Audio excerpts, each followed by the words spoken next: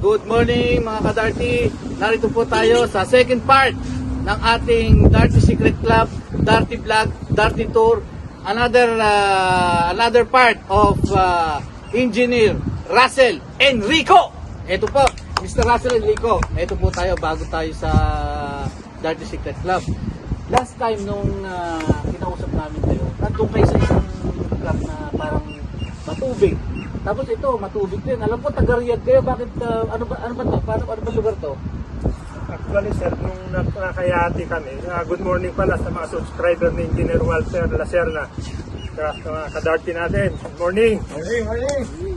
Actually, nung nasa yati na Al-Nakil yun, beach, nagyati kami sa Jubail. Ngayon, nandito kami.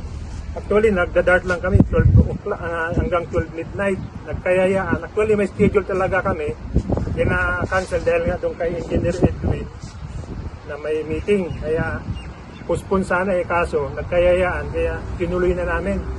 From after ng dart, diretso na rito. Wala nang uwian. Wow, okay. Ibig Mas sabihin, dito, Kubar naman. Kubar. Oo, Kubar naman po ba ito? Napakaganda pa rin lugar.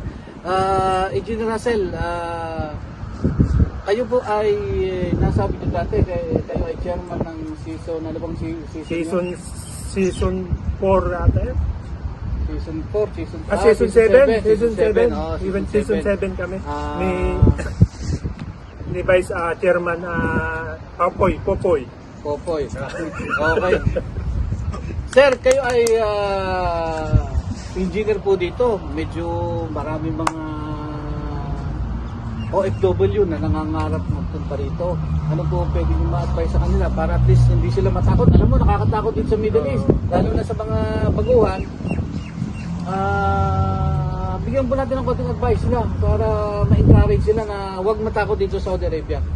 Actually, nagtrabaho ko sa Qatar at saka Bahrain eh. Ngayon, ang pagkakalam ko kasi sa Saudi, Riyadh,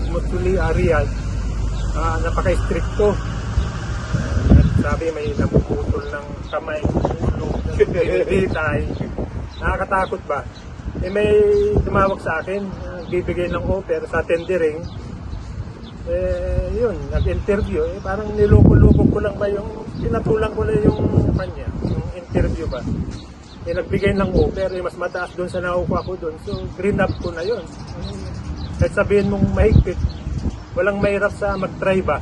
So, trinay ko, okay naman, nandito ako, siyempre, mag-a-adjust ka sa una eh. Sa katagalan, okay, nakapag-adjust naman, okay naman. Malaki na yung pinagbago dito, lalo ngayon, mga babae dati bawal mag-drive, ngayon open na. Dati walang sinihan, ngayon may sinihan na. Naunti-unti naman nagbabago, medyo na sila, maluwag na. Okay na dito sa Riyadh. Sir, one last question. Ito po mga natatanong natin sa mga ating televiewers. Kukopyahin ko na po yung mga dating tanong. Lights on or lights off, sir? Light off? Congratulations, Mr. Russell Enrico, and welcome to Darty Secret Club, Darty Vlog, Darty Tour. Thank you. Thank you po.